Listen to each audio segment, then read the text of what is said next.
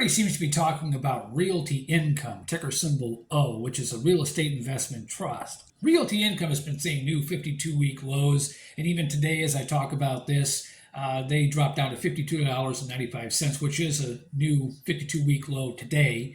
Is the bottom in? I don't think it is. So with all that, I thought I would just share some of my thoughts and my opinions on Realty Income, just from the perspective of a guy who has been investing for a while and what things that I'm looking at or considering as I decide whether or not Realty Income is a good investment or a bad investment for me within my portfolio. Just a bit of a disclaimer here. In no way should anything that I say here be considered financial advice. I'm not a financial advisor. It's important for you to do your own due diligence and determine for yourself whether or not Realty Income or any investment that I talk about is something that fits within your particular strategy and fits well into your portfolio. One of the things that I like about Realty Income is that what it invests in as far as its portfolio of buildings is non-discretionary, service-oriented, and low price point operations. And I think for the most part, those are some pretty solid types of businesses to be associated with. So the businesses that are leasing properties from a company like Realty Income are companies like Lowe's, 7-Eleven, Walmart, Walgreens, FedEx. They do have some properties in gaming, but mostly it's retail operations and some office space. So based on the sector that they're in, I think that they have a pretty solid base business. And based on the names of the businesses that are associated with them, I don't see those businesses going away anytime soon. Does the share price drop concern me? Well, I mean, anybody who's invested in anything is going to be a little bit concerned if they see the value of their investment go down. At the same time, whenever I'm looking at an investment, it's the core of that investment that is really what I'm concerned about or interested in looking at.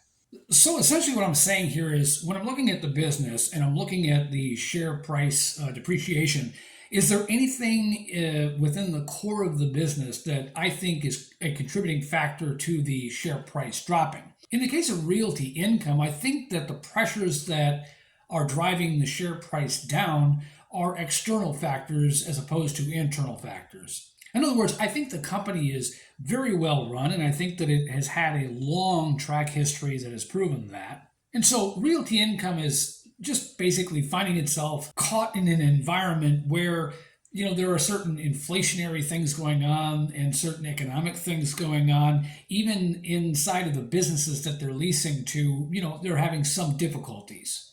Dollar General being one of them. But overall, again, I think that the core of Realty Income is strong. And I think that going forward, what is happening right now to the price per share is, an opportunity to buy more and also to buy into future growth.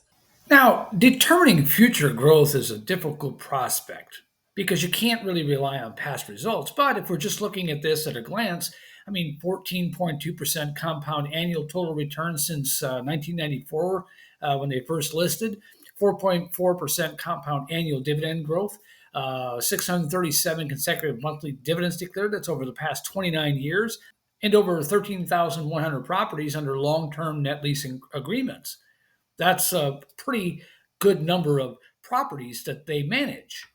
Now you might be saying, well, wait a minute, 637 monthly payments over 29 years? Realty Income has actually been in business for over 50 years. They were just listed in 1994 on the New York Stock Exchange. So the numbers are a little skewed, but you can see that even before they were listed, they've been paying dividends fairly consistently for a very long time. Now, one of the other things that might have investors a little bit spooked right now, and that's why there might be a little bit of a sell-off, is because of the inflation being what it is. Obviously, the Fed is trying to combat inflation by raising interest rates, and even though they have held interest rates in the last meeting, there is talk that rates will continue to go up in the future. And Fed Chair Powell said that they probably won't start reducing interest rates likely until maybe 2026. So if you're in the real estate business, one of the ways that you obtain more properties and continue to build and grow is to take out loans. And of course, if you're taking out loans in a high interest rate environment, that means that any loans that you take out are going to cost more money. that's going to start to dig into your bottom line a little bit. So when it comes to trying to build on their portfolio and still wanting to take advantage of opportunities and deals that might exist out there, Realty Income has a couple of options. One is to take out loans. The other is to sell shares. To sell shares at a deep discount. And if you look at charts, which I don't like to get into here because there are plenty of other YouTubers who will go into greater depth and detail. I just share my opinion and my thoughts on it. But Realty Income has done this many times over the years, and there has been quite a lot of dilution in their outstanding shares over the years. While for the most part, that can be a bad thing, it hasn't proven to be a bad thing for Realty Income.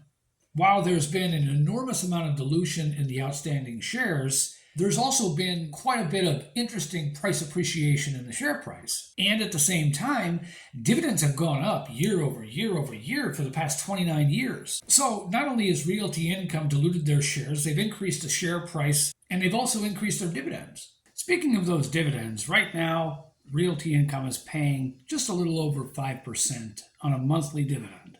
Every year, those dividends increase by approximately 4%. And at some point in the future, obviously, interest rates are going to come down. They're not going to stay high forever. And future forward looking, that's a good thing for Realty Income. It's going through some pains in the short term, but I think the long-term outlook is still very positive for Realty Income. Now, I've seen all kinds of different valuations and predictions on the direction of the company in the next 3 to 5 years. I've seen 50% growth, 80% growth, 70% growth. I think it's somewhere in the middle. If Realty Income's price share continues to drop, the yield is going to continue to go up. I'm not seeing anything indicating to me that cap rates are going to go down. So I think that they have quite a bit of sustainability. And I would be very surprised if they were to cut the dividend. Even factoring in the crash of 2008, 2009, they didn't decrease the dividend back then.